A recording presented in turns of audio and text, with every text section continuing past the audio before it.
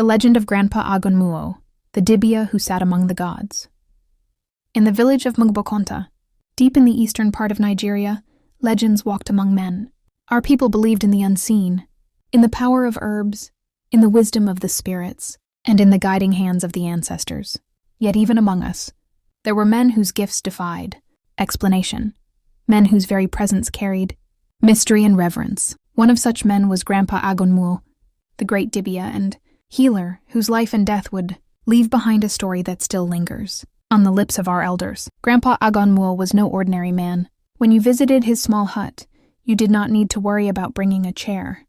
With a simple pull at his ear, it would stretch and spread across the ground like a woven mat, inviting you to sit in comfort.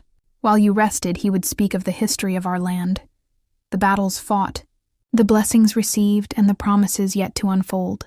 His voice was steady, and his wisdom flowed like a river that never ran dry. But above all, he was a healer. To the sick, he was hope. To the barren, he was a promise. To the troubled, he was peace.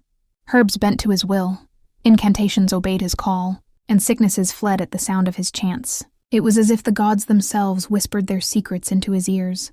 Before his death, Grandpa Agonmuo made a strange declaration. When I leave this world, something great will happen.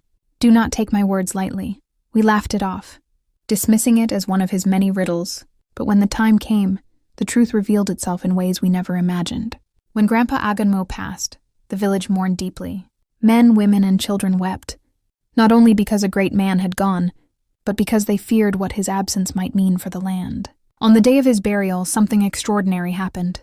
From neighboring villages, 5 powerful Dibias came to perform the final rites that would allow his spirit to rest. But each time they approached his lifeless body, Grandpa Agonmuo would rise, chase them away, and return to his mat as though nothing had happened. This was no illusion. We saw it with our eyes, and for 3 long days the same drama repeated itself. No one could understand. No Dibia could overpower him. By the 3rd day, fear gripped the village. The elders whispered, "If the spirit of Agonmuo does not rest, the land may know no peace." It was then his son, John, remembered the herbs and secret instructions his father had given him before his passing. Though young and inexperienced, John stepped forward. With trembling hands, he prepared the herbs, whispered the chants, and performed what could only be called miracles. To the shock of all, Grandpa Agonmuo lay still at last, and the burial was completed. Just when the people thought the mystery had ended, the final straw came. On Nkwo Market Day, as the villagers bustled about, the skies opened to a sight that froze every man, woman, and child in their tracks.